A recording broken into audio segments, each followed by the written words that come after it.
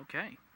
Then we're going to move on to conduct. Item 9, conduct of business. 9A, receive report from Joint City Council and Traffic Safety and Parking Committee Subcommittee regarding recommendations for a residential parking permit program. And there was a subcommittee of 4 members, and one, as we know, has departed, is not here this evening. But we drew straws, and we didn't actually give Tom a straw. We just gave him this nod to represent and to present that to you this evening. And before you begin, for Mark, who's not here today, but to you, a lot of work has gone in, a lot of meetings, a lot of passion and dedication to the presentation, and Tom has done a lot of that work, so very much appreciated. Thank you very much. Okay. Good evening, Mr. Mayor, members of the City Council. Tonight we're the Joint Parking Subcommittee made up of Mayor Medina, Councilmember Medina, myself, Tom Hamilton, and our recently retired member of the TSPC, Mark Howard. Our recommendations for a residential parking permit program for the City of San Bruno. So tonight we're going to present our findings from our many meetings on how the city might implement a residential parking permit program. You'll see the RPPP throughout the presentation because it's difficult to say residential parking permit program for neighborhoods in San Bruno. The recommendations of the subcommittee are based on study of parking permit programs from neighboring cities on the peninsula. And the information that you'll see tonight was presented to the TSPC in our February meeting. And the subcommittee has amended the presentation to incorporate feedback from the TSPC and from the general public. So I'll briefly go over what the goals of a program should be, as we agreed, what our proposed process for how a program could be implemented in a specific neighborhood, other details of a program. We'll go through, unrelated to parking permits, other recommendations for how the city might increase parking inventory, and then we'll have a discussion after that. So, goals. So we agreed that any residential parking permit program that the city adopts should increase the quality of life in the neighborhoods that have been negatively impacted by outside parking generators. This term outside parking generators will come up a few times. It's an important thing to address because when you think about parking permits, if you have a neighborhood that has some kind of outside source of cars that are coming into the neighborhood, that's what we mean by an outside parking generator, whether it be public transit or retail or businesses or other, any other outside source that are bringing cars that into a residential neighborhood where those cars do not belong to the people who live in that neighborhood. It's really important to consider this because if you have a neighborhood that already has too many cars just because of the density in the neighborhood, a parking permit program can't help. So it's just something to consider. Continuing with the goals, any program needs to be accessible to the impacted neighborhoods that request it. So there needs to be a clear, defined process for requesting, designing, and implementing a parking permit program in each neighborhood, and we'll go through our proposal for that. It needs to be flexible to meet the differing needs in differing neighborhoods. So there's no one-size-fits-all. You can't have, a parking permit program only works from 8 to 5, because that might work in one neighborhood. It may not work at all in another neighborhood.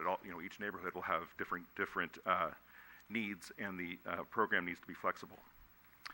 And we also want to leverage the success of programs in neighboring cities. So we did a lot of studying of our neighbors and their various programs to see what worked and what didn't work for them. So this is the process that we propose for implementing a program in a specific neighborhood. I'm going to go through this pretty quickly because on the next slides we talk about each of these boxes in detail. So it starts up there at the top left where a resident of a particular neighborhood would file an application with Public Works to start the process. Then the Public Works would do an initial survey in the neighborhood to gauge the popularity of the idea. An initial petition would require 50% plus one of respondents to support. And then if that is achieved, then we'll move on to the staff study. We'll talk about this in more detail, in all these boxes in more detail as we move ahead. Then the staff performs their study and puts together a detailed proposal for what the permit program should look like in that particular neighborhood. And then staff presents that and in a survey back to the residents again to determine the support for that proposed program. And at this point, we'd be looking for a 50% response rate and 67% support. If that is achieved, then the Public Works Director would sign off on the proposal. It would go to the TSPC where it could be approved or denied, and any decision from the TSPC, as with any decision that we make, can be appealed to the City Council. So we'll go through all this in detail on these next slides. So back at the beginning, the resident would file an application with Public Works, including the proposed permit area boundaries and identification of an outside parking generator to start the process. And the staff would assist the resident and verify the proposed boundaries meet legal and logical criteria. So a couple things here. One, we want to make sure that there aren't competing proposals for the same neighborhood and having staff do double or triple work. So that's why we want to kind of centralize the start of the process, and also have staff assist the resident in figuring out where the boundaries of a particular area could be, because it needs to make sense. You can't cut off a permit zone in the middle of a block. You can't draw it around your neighbor you don't like. It has to meet legal and logical criteria. The next step would be a resident petition with at least 50% plus one of all the units in the impacted area would be required before a staff study is started, unless directed to complete a study by the TSPC or the City Council. So when we brought this up at the TSPC meeting in February, some residents expressed concern that a 50% response rate might not be realistic. However, the committee recommends that the city only invest in studying the feasibility of a program if it's clear that a majority of residents are in favor of it. These studies can be quite involved and quite expensive, and we don't want to have staff doing these expensive studies if there's not clear support for the program in the proposed neighborhood. So that particular staff study would include, but not be limited to, the following: determination of the proposed permit enforcement days and times, determination of any incremental cost to the city for implementing and enforcing the proposed area. And then now we're talking about how many permits. So staff and some of the subcommittee recommended conducting an inventory of on-street spaces and the number of households in the proposed permit area, and derive a formula to determine the number of permits that each household may obtain. In most impacted areas, this formula would likely result in allowing no more than 2 permits per household. So some of us on the subcommittee, as well as many residents who came to the TSPC meeting in February, recommended exploring a system of either 1 permit per licensed driver residing in a permit area, or 1 permit per vehicle registered to an address in the permit area. This would likely result in more permits being granted than there would be available spaces, but it would have the effect of eliminating vehicles from outside parking generators from the permit area. As you need to be really clear on this one, staff and some of the members of the GSPC strongly recommend that the city must not, under any circumstances, issue more permits for an area than there are available public spaces. Some residents agreed with this and expressed concern that potentially paying for permits and then still not being able to find parking wouldn't be fair. So this is a point of contention, and there was much discussion of this, both within our subcommittee and with the public. staff is very, very clear, and it makes perfect sense if you think about it. Why would we put out more, give out more permits than there are available spaces in a particular area? There's always going to be somebody who has a permit and can't park, and that is a completely legitimate concern. It's also true, however, that in most of the impacted areas, for the people that we've spoken to who would be interested in a parking permit program, that even if you wouldn't be guaranteed to have a space, eliminating all of the outside forces, all of the outside parking generators from the neighborhood would at least make things better. So that's the contention. I need to be very, very clear. Staff was very, very clear with us what their concerns were with this, and we were not even unanimous on our own subcommittee on this point. So I just wanted to be very, very clear on that point. All right. So once the program has been designed, we go back to the neighborhood, and a neighborhood survey would be mailed or distributed to residents in the proposed permit area. And that neighborhood survey must have a response rate of 50% or more, and at least 67% support from those returning the survey, or staff to recommend approval for any residential permit program to the Public Works Director. So that we need to have that level of support before it goes to the Director of Public Works. The Director approves or denies the request, then it goes to the final proposal, goes to the TSBC for approval, and then, as with any decision, I got cut off on that one. TSBC's decisions can be appealed to the City Council, is what that one reads on my version here. All right, other details. So the process for verifying eligibility and receiving a resident or caretaker permit from the city would need to be determined. Permit fees, if any, would need to be determined. There's all kinds of different ways the city could implement fees or not implement fees. The program would be designed to give staff the flexibility needed in order to design an appropriate program for each neighborhood that requests one. So we talked about that already, where it can't be a one-size-fits-all. That's why we need to have staff do that comprehensive study. And then any formula used to determine the number of permits per household and any permit fees, that needs to be uniform. So you can't charge more for permits in one neighborhood versus another, or allow more permits per household in one neighborhood versus another. The same formula needs to be uniform throughout the city.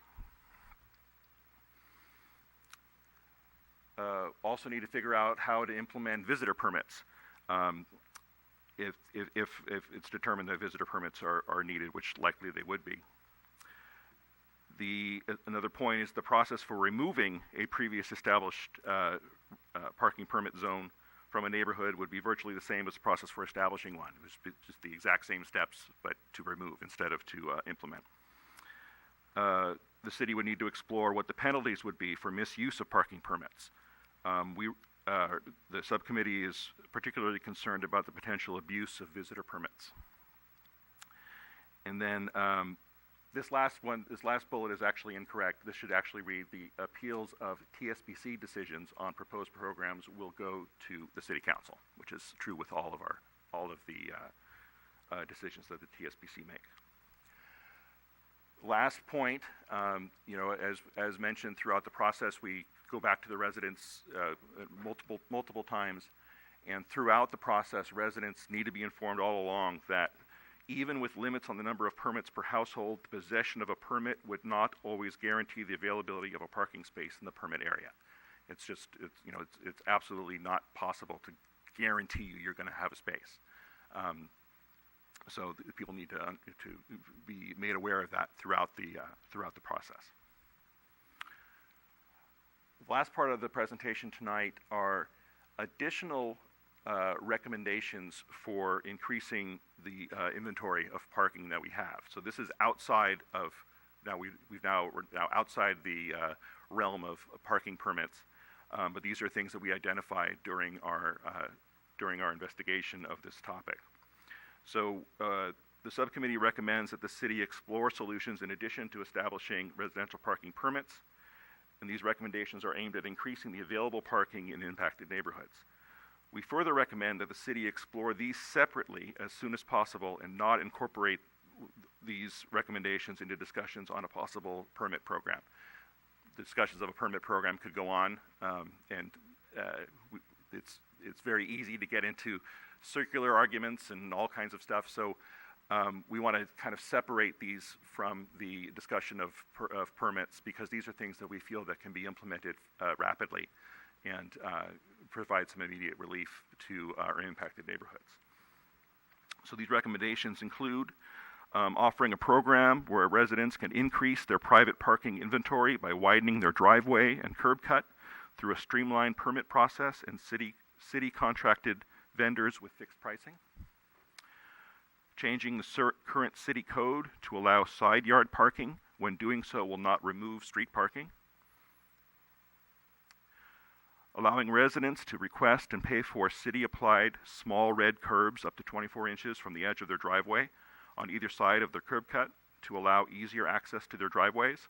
When doing so will not remove legal street parking. For number 4, for homes with driveways less than 18 feet from closed garage door to sidewalk, amend code requirements and reduce permit fees for reconstructing garage front to recess the garage door and lengthen their driveway, trying to get as many cars as possible off the street and onto into legal driveways. Number 5, increase outreach and enforcement to remove inoperable vehicles from driveways and increase off-street parking.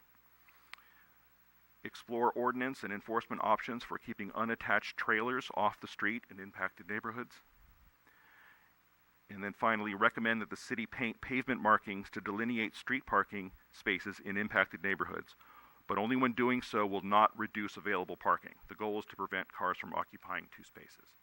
So in this one here, if there is a curb that is sufficient length for 2 legal parking spots, paint the delineators to delineate those 2 parking spots. But if it's a shorter curb where you might be able to squeeze in 2 smaller cars, but those aren't legal spots, don't do anything. So that's the recommendation there. So that's the end of my presentation. Happy to take your questions. Thank you. Again, thank you, Tom, very much for taking on the presentation and all of your work. It's appreciated. And at this time, I don't know, Marty, did you have any comments, or we want to hear from the colleagues or the audience? What would you, Marty, you run the subcommittee, what would you like to do? Thank you. I think it's appropriate to hear the comments from the public. We spent a lot of time talking about this, and Mark and Mark Howard and Tom Hamilton, thank you very much for your work. I mean, you guys really pushed. As was stated in the presentation, we all didn't agree, and a couple times we even changed our minds. But at this point, I would like to hear from the public. Okay. Is that all right with the rest of the council? Open it up? Okay. Is there any? Quickly, I before we open apologize, for Tom. public comment, I do also want to acknowledge the hard work by staff. Absolutely correct. In putting together all of our meetings and helping us with the various legal questions, and couldn't have done this without staff. So just wanted to acknowledge them as well. Sorry to Well interrupt. noted, and thank you for saying that, Tom. Are there any members from the public who have comments? Like to join in the discussion? If you do and you haven't filled out a card, but there are no cards, so if you could just please line up behind the podium, if we could do it all together, so we can save on time, I would appreciate it very much. Thank you. I just wanted to thank the committee for their work on this. This is definitely an issue in our own neighborhood over in Bel Air. I was really pleased to see the curb cut proposal. That's something that we've been considering doing at our own home. Basically, if we were to expand our driveway by like half a car length, we would take 1 car off the street. So you'd trade half a space for a full car off the street. Regarding the number of permits, I wonder, so we have a household where we have multiple adults. We have more than 2 adults in the household, all of whom drive. And in terms of counting the permits, it would be ideal for us if everybody in the household had a permit, and so whoever gets there first can take the driveway, and whoever isn't there first can park on the street. And I wonder whether that was considered, or whether that's, as you're thinking about this, whether counting the driveway spots and saying, well, okay, we're going to issue this household 4 permits, but at any given time, only 2 of them will be on the street, whether that sort of thing will be contemplated. Anyway, I appreciate your work. Thank you. Next, please. Hi, thanks. I'm Plymouth Ansbergs. I live with RO, so I'm going to echo all of those, some of those same comments. The thing I wanted to comment on is the issue of visitor parking permits, which my experience as having been a guest at friends' houses in places where they had restricted visitor parking is that, like, it's really hard for them to hold, like, parties. And I don't know what the, thoughts are around things like that. But, having, like, 1 or 2 visitor permits for, like, your occasional overnight guest is great. But, like, if you actually want to have a barbecue and invite, your larger family, I think that needs to be taken into consideration. Thanks. Thank you. Next, please. This is Rain again. Okay, so thank you so much, and thank you to everyone who was involved in this very sensitive project. Okay, so for those who knows where Florida Avenue is basically it's a very small street, and some of us don't have a driveway. And the issue that we have is that no one can guarantee parking space in front of our house. We don't have a driveway. And we have 2 things. Enforcement will be one issue for us, my husband and Tim and I. Enforcement will be one, okay? So secondly is we have a very much of a problem from tenants on Milton and San Anselmo. So basically they take in our parking on Florida. And I totally understand why, because it's 1 or 2 people living in one apartment and they have multiple vehicles. But it is an issue for us that on Florida, that is, that we constantly someone have to come or leave a car parked there and move it every 24 hours, 48 hours. So, but if that is not guaranteed for us to basically for my parking space to be in front of my house, I don't think it will work for us. But I really thank you for that study. Thank you. Thank you. Hi, I'm Karen again, and thank you for all the, anyways. What I'm concerned is there is on our street lives 1 person in the house, has 2 cars, and he puts his cars right in the middle, so he has a little bit room on this side and a little bit room on this side, not even in front of his driveway or uses his driveway. So, and it's always limited parking, and when somebody parks in front of him, is this much in his driveway, even though he doesn't use it, he calls the cops on the people. And I have another one down on the other side. It's somebody, it's just visiting and taking up, not just for a day, for a week, for months. He has his car parked over there and taking up spaces from other people because they live on Crystal Spring. They have a driveway, but there are also people who have more than 1 vehicle. They park on our street, and people just unconsiderate and taking spaces away from other tenants or other people who live there. So, thank you. Thank you. Is there anything? Ryan Mersney, Keynes Avenue. I'd like to say thank you very much to the committee for looking into this matter. I appreciate very much your hard work. I was wondering if we could also add into the mixture of looking at things. Certain streets in our city are very narrow, and I would suggest that making them one-way would not only improve parking, because most studies have shown that one-way streets and narrow streets parking is improved, being one way, but also it makes it easier for emergency vehicles to get up and down. Many of our very narrow streets, if you drive up and down them, are already treated by the residents as one-way streets now. They all park in, one direction depending upon the side of the block. And I think that that would be a helpful mix, a helpful solution in certain parts of our city. Thank you. Thank you. Hello. I'd like to thank everyone on the committee. Tom, you did a great job of going through the deck. And I was there in February. There was more dialogue and more added to the deck, not the deck, but in your dialogue. It's good to hear that many of you kind of disagreed with one another, because this is a topic that isn't easy, and that's why we're here today. But I do want to remind everyone that it was late 2016 that I asked, and before me, I'm sure many before me, asked for something to be done about the parking. So whatever it is that we do, I'd like to see it done before 2020. That's the only thing I'm going to ask, all right?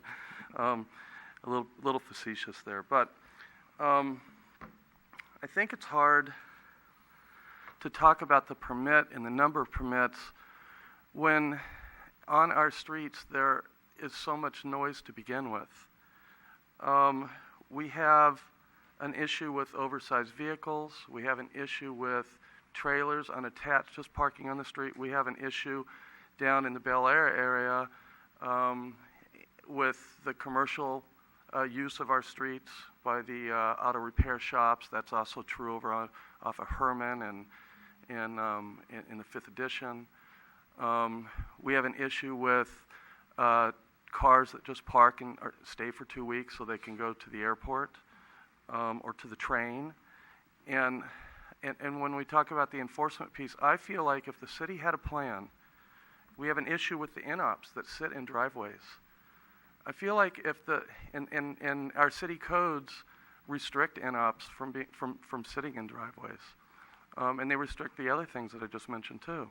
I feel like that if we addressed the enforcement piece, that we would open up more parking. And then some of the neighborhoods that are concerned that are the reason why we're talking about parking permit programs, the solution may already be done. There may not need to be a parking permit. So I'd like to see more work looked at into this area, into the enforcement and getting the vehicles that our laws and ordinances already restrict from being on our public streets. I have a couple of questions. When you talk about an RPP in a neighborhood, what does a neighborhood, what is a neighborhood? Is it one street? Is it 4 streets? Or is that not yet defined?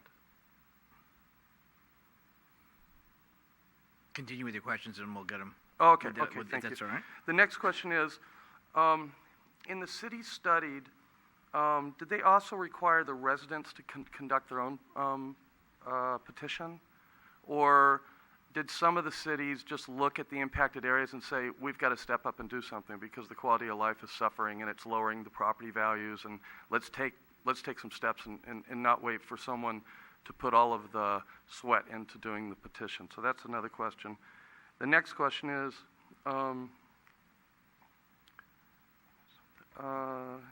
okay, those are the 2 questions. And then I really would like some dialogue or someone to talk to me about the enforcement piece of those other vehicles. I feel like if you take 4 cars off my street that shouldn't be there, it's gonna make a big difference on Mastic Avenue. If you do that on many other streets, I think it'll make a big difference too. All right, thank you. Thank you. Anybody else this evening that would like to speak on this matter? If not, why don't we bring it back to City Council for comments? Marty? I'd like to hear from those council members that haven't. Okay. Would you like to add anything from the subcommittee? Because I know there's some questions that I think the public. No, well, we can answer the questions. We can answer the questions, but go for it. I'm happy to answer the questions. Should we go back through? Go back. Well, we'll okay. So, Marty, as a subcommittee member, did you want to add anything at this time?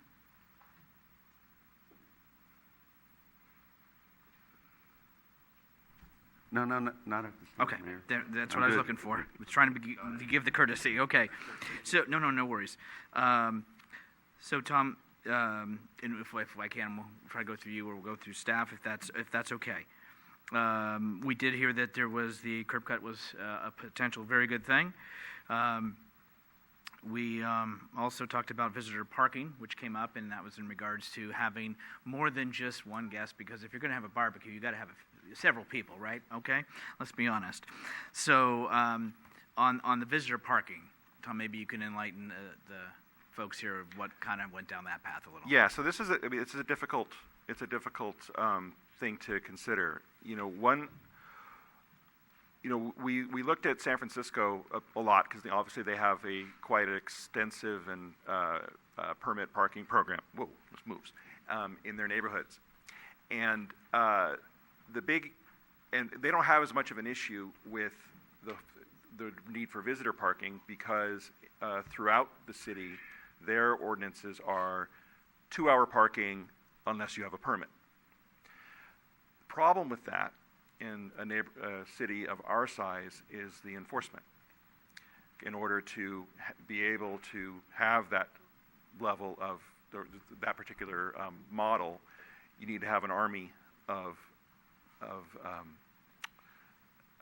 don't want to say meter maids, but you know what I mean, going through the neighborhood and chalking tires, and then coming back and chalking them again after 2 hours. And it's not. We spoke with the police chief and staff. It's not feasible for a city of our size. It's cost prohibitive. So then that puts us into it's permits required during certain times. This is going to go toward one of the other questions on the list there, but as far as when parking permits would be enforced would vary by neighborhood based on the needs of that neighborhood. In some neighborhoods, the problem happens during the weekdays because it's like, we'll use the 5th edition as an example that Mr. Seymour brought up, where they're getting it from two sides. They're getting people who leave their car in the neighborhood and go ride BART because they're too cheap to buy a parking space. So there's an outside parking generator coming from the west. Coming from the east, they have all of the auto repair shops that every morning open up their gates, dump all the cars they're working on into the neighborhood, but at the end of the workday, all the people come back off of BART and go home. All those cars, all the repair cars, go back into the lot, and at night maybe not so much of a problem. So in a neighborhood like that, if you're going to have a party, you're probably not going to have a party, 10 a.m. on a Wednesday. So it's probably, so in neighborhoods like that, maybe not so much of an issue. So it's all going to depend on what the particular issue is in your neighborhood. So I don't know if that completely addresses the question, but the thing about visitors permits, it's really difficult because how many do we give out? How do you get them? How do you prevent somebody from getting a visitor permit and then selling it to somebody who's going to leave their car and go to the airport? There's all kinds of considerations that come into play. Thank you. Then there was another about counting the driveway parking as also available parking within the inventory. So we actually did bring that up, and staff found that to be not feasible. Since we are regulating street parking, the inventory needs to count only street spaces. I don't know if Jamie, if you want to elaborate more on that, but that was the guidance we received from staff. We've heard from a few as far as their situations on their streets and the neighbors around them. Also was brought up about consideration for the narrow streets on the one-way usage to try to help increase emergency vehicles as well as accommodate the narrow street. Yeah, that is not something that we discussed during our deliberations. That is something that I've heard occasionally as I've been on the TSPC. It's certainly something that I think can be investigated in some neighborhoods. I would recommend that the city look at that for some streets where would make sense. That's my Then it only came comment. into the definition of a neighborhood. So Yes. how is that defined in one part of it? The second part was, in the research, was there other cities that went ahead and determined that there was a concern, and then I'll use Mark Howard's word, imposed. That was the Exactly. word he used continuously during the subcommittee meetings. Imposed the parking permit program. I'll do that for Mark since he's not here. No, that was Mark's word That was- that he wouldn't let us forget.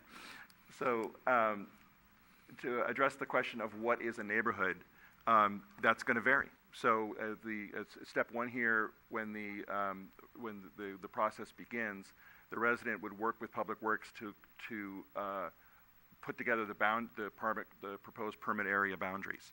So you might have a permit area that is just a few blocks. You might have a permit area that's quite large. We deliberately made the program vague in this area so that it can be flexible.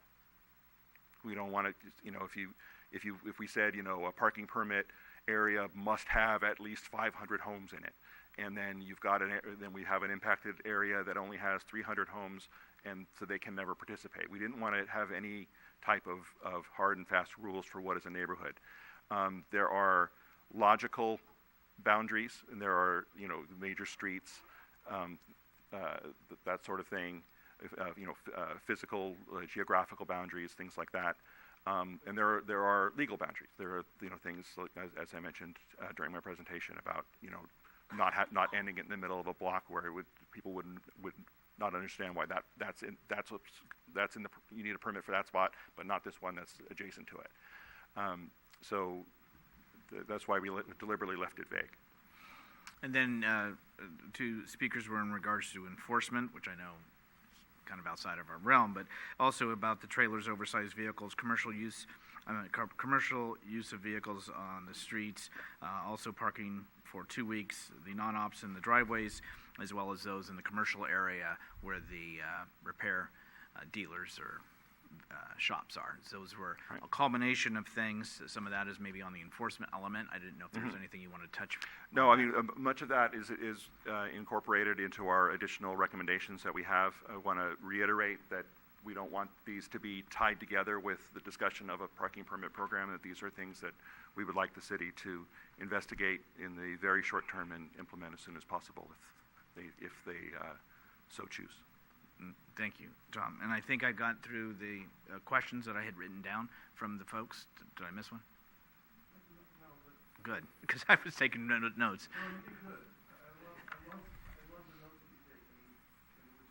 Okay. Mike, Stephen. But we'll give you this one time because maybe I overlooked something. So go ahead. If you go to the mic, Stephen, please. Actually, all I was really wanted to ask was, is public comment still, are we still allowed to ask more questions? Because when you go through these things, it generates other questions. So what I would like to do at this point is have the council, because none of the council has had an opportunity. Okay. So I wanted to, first and foremost, it was asked to have the public able to speak in case you do have to get home. I wanted to make sure the public received their answers to their questions in case you had to get home or had something else. So I'd like to bring it back to the council, see if staff has any comment. And I do want to say that also, as we look upon this, and staff can correct me, it's about cost, there is about enforcement. So it's not bringing forward to you, what will that cost? What will that enforcement cost? So this is kind of the initial stage of giving back what the subcommittee has discussed and dealt with. So, Tom, I appreciate you standing there and answering those questions. And thank you. Again, you did a lot of work. Marty, did you have anything now? Or? I can go now. So, I think Tom summarized it. How do we make it better? Because the way it is now is horrible. At our home, we have 2 cars. I removed a fence and moved it back to be able to fit 2 cars in my driveway. And then we play the San Bruno Shuffle when we get home. If I get home first, I try to park on the street, and if I don't, then I try to park around, the other street so that mom and my son could get the more secure parking space in the driveway, right? So doing nothing is just going to remain the same. It's going to be terrible. We're just going to continue, and we, because I live in an impacted neighborhood, it's just going to likely get worse. So there is no clear solution. There is no guarantee that you're ever going to have a parking space because you're not guaranteed a parking space now. And if you're guaranteed a parking space because somebody wrote that on Nextdoor, then you don't need a parking permit program. I mean, you're good. If you can park in front of your house, God bless you. You know, you're lucky. We didn't talk about the cost because for that very fact, my point was, how am I going to try to charge you for a permit if you don't get a guarantee you can park in front of your house? So it falls back again to, do you want to make it better in your neighborhood? Then we're going to have to figure something out a little bit, right? I disagreed with staff on issuing more than 2 permits per household, because like if we had one more person in our home, we could park somebody on the driveway and we could fit 2 people on the driveway, and then we would have one permitted space out, or I'm sorry, we'd have one permit to park on the street. But that's not always going to work out. It gives you flexibility that, hey, and people are creative. You're going to figure it out. Who gets home, gets the permit. If you have different hours, then you don't need a permit for your car because you're always going to be able to get into the driveway, or the permitted cars will always take up that space. I think it's really, really important that I'm hoping that our council moves forward with these 2 paths of the solution. The parking permit program, and then ways that we can improve our inventory, the unattached trailers, and then the combined trailer and vehicle that's, I don't know, close to 30-something feet, if not bigger, how we can keep those from being in the impacted neighborhoods for any length of time, right? And we all seen people in different parts of town where they come up, park their car, pull out a suitcase out of the trunk, and here comes an Uber driver, and they go to the airport. So that would be totally eliminated with the parking program, with the permit. The visitor permit could be abused, and if I was having a barbecue, and I remember as I used to go to the city, you would carpool, right? And the person that had the barbecue would park on the street to let their guests park inside. And taking public transit's a good thing. So, and we have it fortunately nearby, right? So, those are kind of my thoughts. I think they should be free. I'm more in favor of having a limit of the number of parking permits based on how many residents have their cars registered to that home. So if there was 3 people living in a house, or your household was 4, then maybe the limit would be 4, because families are kind of staying together longer because it's really expensive here. So your kid may go to college and come back and live at home for a while. So 3 cars, 3 people, you know, you're not going to give one of them a permit, but we can try to work through that and figure out how something is better than doing nothing. Other comments from council members? Laura. Thank you. Thank you, first of all. I mean, we've heard it, but again, thank you for the excellent presentation and for the subcommittee who put a lot of effort on this program. So I agree with Marty in the sense that there are really 2 paths that we need to go down. One of them is to be able to provide a tool to the residents to, if they have struggled enough, and they know who they are, and they know what their challenges are, to work on a permit program. And I think what you've outlined has been excellent. It allows flexibility, it allows changes. You laid out some great examples where in certain areas it's not an issue during the day, maybe to park, but it might be an issue at night, or it might be an issue during the day to park. And so the flexibility with the permit process. I agree there's going to definitely be some challenges with guest parking depending on what your challenges are, but that's going to be up to the permit process and the group applying for that permit process. A couple of questions I have in response to getting the 51% to who gets to vote on that? Is it, I have a home with, really only 2 registered voters or 2 people live in this home, but I got 20 people live in this house, because I know that exists too. They're renting out garages or renting out basements or renting out every square footage of a house. So how many votes do you get in a home? Is it just 1 vote per resident? What if they don't respond, right? Because you're going to get that. You're going to get people who don't really, I want part of this. I probably don't even live in this country, and I've got a home that stays vacant. I know there are a ton of residents out there that have that issue too. So I think these are all little things. I'm not asking for answers tonight that'll have to get addressed to figure out how we get to that part of making it fair, making it doable. I agree also with the 2 permits per household. I think if you don't have the parking spaces, you can't give out the permits. So I think that's a great point that was made. I think probably the most important conversation we can have is, so the permit is one avenue and one direction we're going to go to try to improve parking in those areas. And let's back up a second. And there's so many areas of San Bruno that have parking issues. Up near Skyline College, up off of Susan Drive, huge parking issues. The overflow up near Shelter Creek.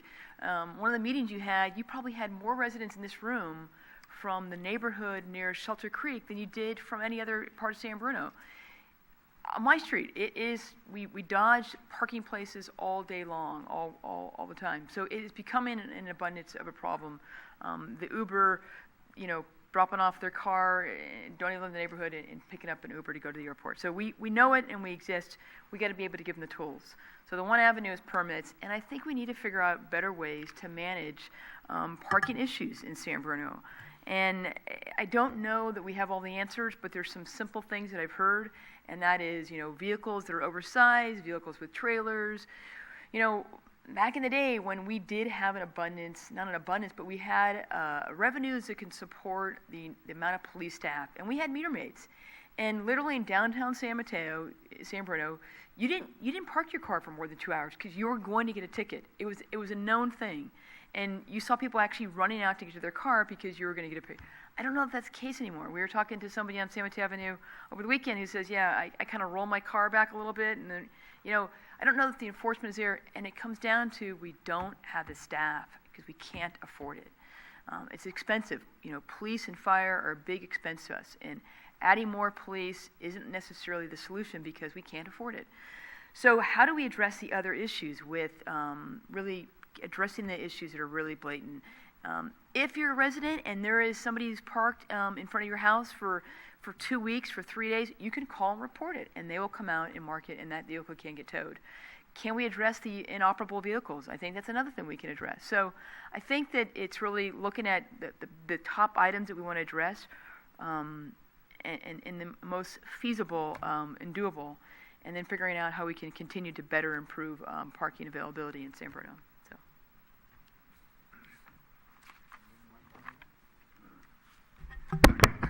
Thank you.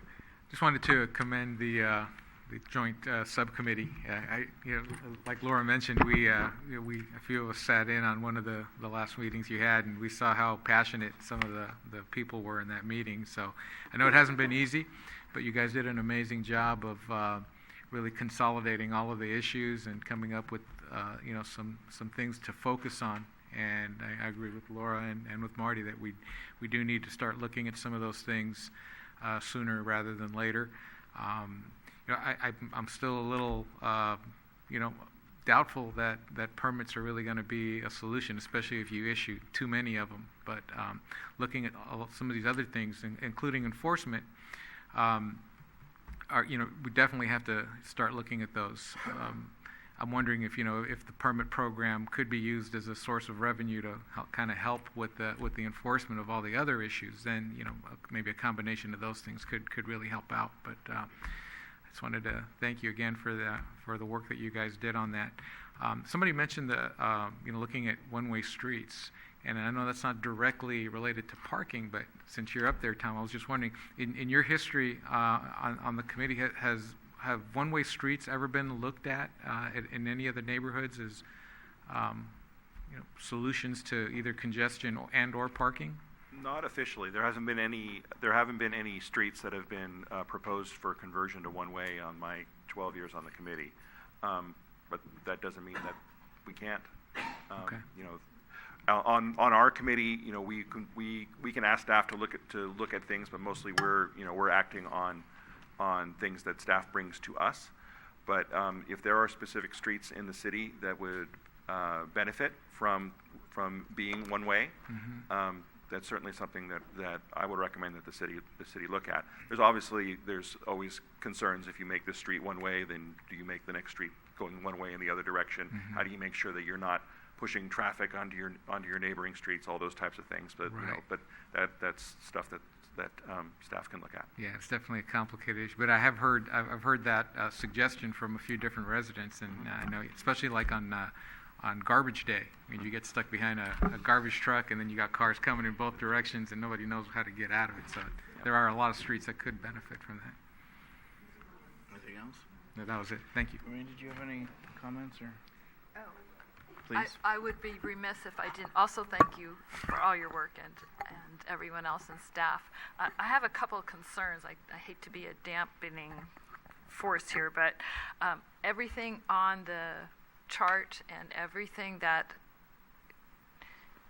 almost everything has to do with staffing. Staff does this, staff does that, staff does that. And our staff right now, unless I'm mistaken, are up to the eyeballs in everything. So I would hate to put a stamp of approval on something and then not have the staff to back it up. So that's a concern. And also enforcement. It is very frustrating. You drive around someplace and you see the boat trailer, or you see the oversized whatever it is, and you know that there's just staff has not been able to get there and mark it, or if they mark it, they haven't been able to get around and re-mark it to put a ticket on it, or if they have put a ticket on it, the person ignores it and throws the ticket away. So there's all those kinds of things that are out there. I've been in many cities where they have parking permits and have parked and never saw anybody and have parked my car there for 6 or 8 hours and never gotten any repercussions from it. So I would hate our resident, and I wasn't blocking anyone, but I would hate our residents to have the expectations that because I have a parking permit, I'm going to have, it's going to solve everything. And I'm also concerned about the 2 per resident. I have 4 adults in my house. We have 4 cars. I'm only going to get two parking permits if we do that. That's a hard one. And visitor parking, I'm sorry, my husband's family, we get 14 to 16 people in cars coming to parties every few months because that's how many people are in the neighborhood, that are in the family. So there's a lot to look at. I think maybe we could start with some of the things that were discussed about increasing the parking inventory to start with, getting the oversized vehicles that aren't supposed to be there off the streets. I'm not sure if we need more staff to do that, if we need to contract out for a short amount of time, if we need to. And maybe another thing we could do, parking tickets in San Francisco are $72. Over here, they're only $32, $38. And maybe we make it more painful to park where you're not, or to not park there.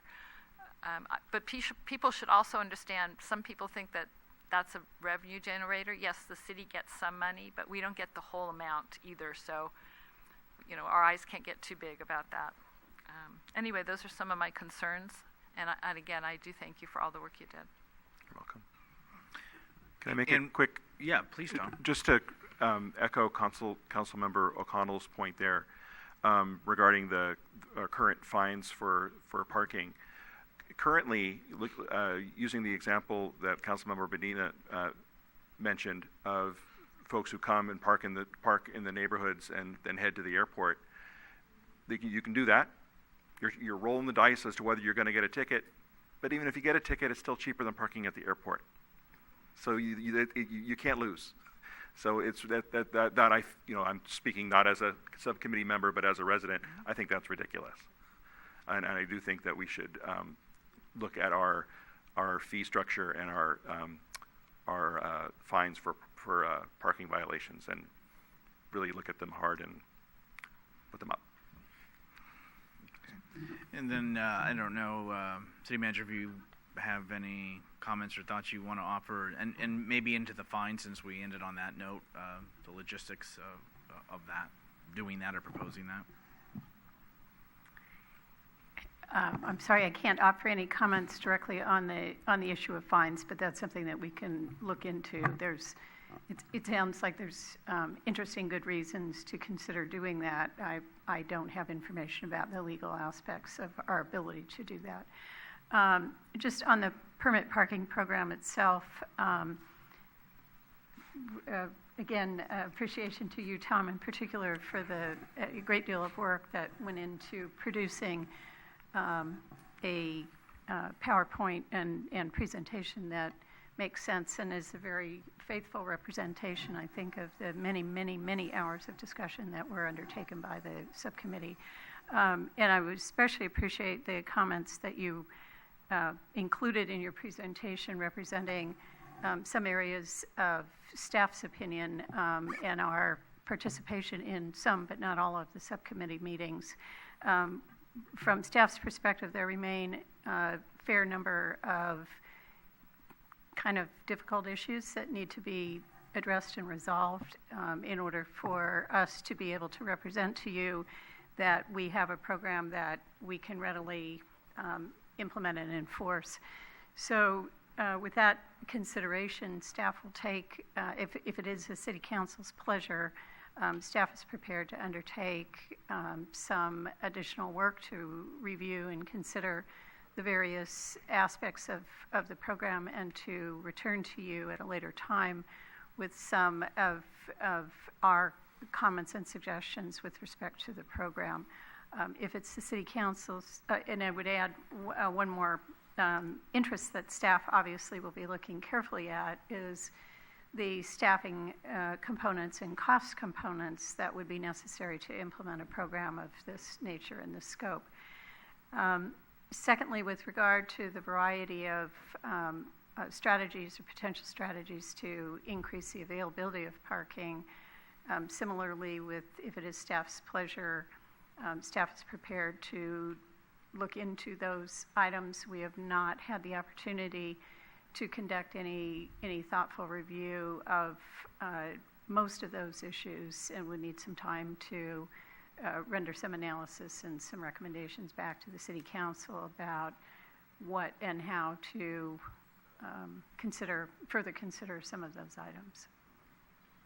And I do know that through our subcommittee process, even from the police department perspective, they were trying to look at it globally and say logistically, if you've got these streets that are only at this time on these days, and then these streets are not. Currently, if it's street sweeping, it's on one side of the street between 9 and 11, and it's consistent and it flows. Or if it's the parking behind San Mateo Avenue and it's 5 hours, then it's a flow.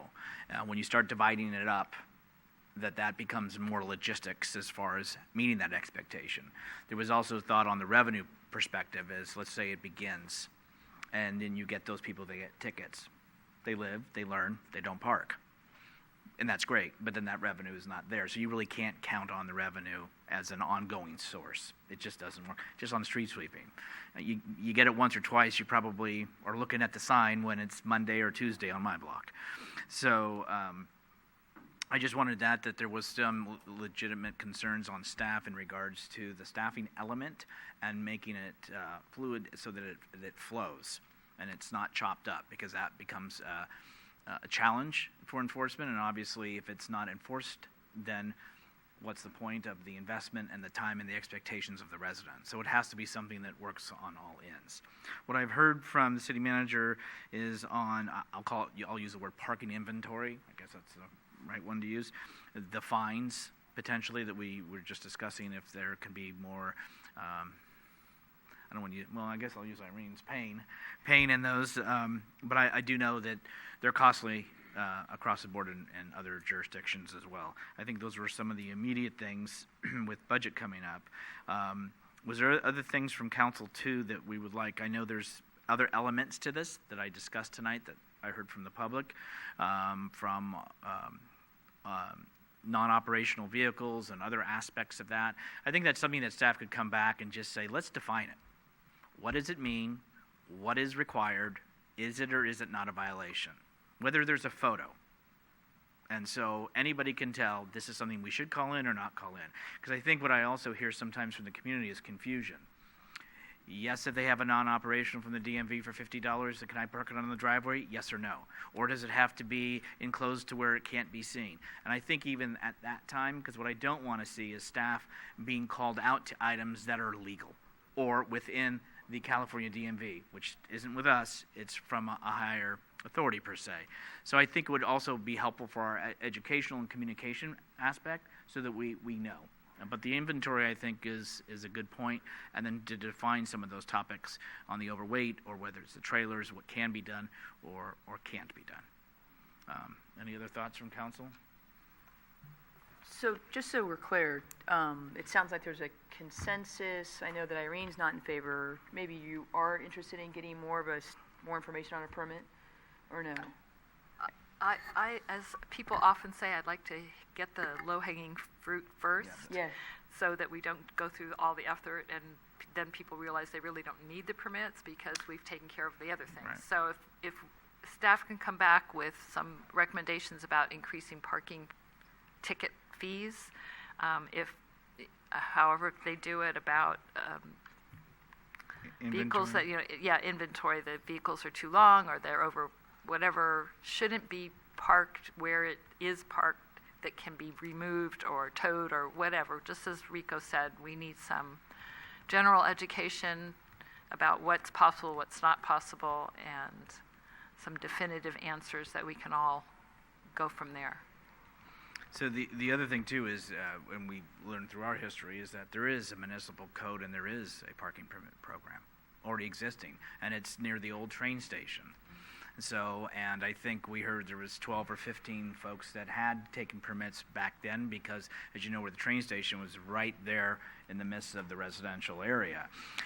So there is something on the books for that. Doesn't assist in any of the other areas of the community, to my understanding and knowledge. But that was just food for thought. So I think, as Irene said, it's the inventory, the fines, the in-op, and other overweight or trailer type things for that information. I'm trying to be mindful too of what staff can accomplish with the budget coming up. So I want to make sure we can proceed with something and not just put too much that's not going to come back and then we disappoint. Any other thoughts from council? Well, I want to definitely proceed with the process of permits. I don't want to, I know we can, one thing at a time, so let's address the more near issues that we can address those going forward, and then know that the permit process is not off the table, and that we'll continue that discussion once we get through more of a No one's saying anything's off the the scope, just trying to, Yeah. like our other presentation, Yeah. what can we do in the near? Yep, What can yep. we do in the far? Yeah. So, I mean, because the other thing too is that but there's going to need more discussion too, because there's not a consensus on how many permits. There's not a consensus whether it's free or not. So I think that's where I'll use somebody else's. The rubber meets the road, Jim. About how are we going to do it? How is it going to get done? What are the true costs going to be? We were given some initial costs, and it was like, wow. So we're up in budget time, so that's also, I think, a good opportunity to see what will it take and what will it cost and how do we get it done. Okay. So you're saying, well, we'll address the first issues and then revisit the permit cost and process, because I guess there's a lot more information that you have as a subcommittee that wasn't shared. Is that my understanding? I wouldn't say it's a lot more. I don't know, Mr. Medina, what would you? I wouldn't say that. We talked about a lot of things that the costs and Yeah, we had weren't gonna be we had some agreed. tables of potential fee structures, and we also have the complete ordinances in use in South City, in Millbrae, in San Mateo, that we used as a guide as well. So, and staff has all of that information. Everything that we've generated is in staff's possession. Good. Okay. I did realize that we missed one of Mr. Seymour's questions about whether other cities went to surveyed the residents before putting in a parking permit program, and the answer is no. They said this is an issue, so now you've got a permit a program in your neighborhood. No one on our subcommittee liked that idea because of we did not want to come down into a neighborhood and put in a program that the residents don't want. And our position was to make sure that that we're doing this work and implementing these potential fixes because the residents want them. And the other point is regarding doing the surveys and stuff. The city would be doing the surveys. It wouldn't be making the residents go and knock on strangers' doors and all that kind of stuff. The city would do it, but that's why we want to make sure, because of the cost of doing all of that, that's why we want to make sure at every step of the way that there is interest from within the neighborhoods. So I apologize for not addressing those questions earlier. Thank you for circling back around on that. And again, thank you again, Tom. Appreciate it. Okay, and then City Manager, if when you and staff are able to meet, if you can, on the few items that we discussed in regards to the fines, the parking inventory, and what was the third thing I had said? The in-op and the oversize. If there could be maybe when the staff meets again, it's just a timeline, meaning a month, 2 months, just so we have a suggestion on those few items.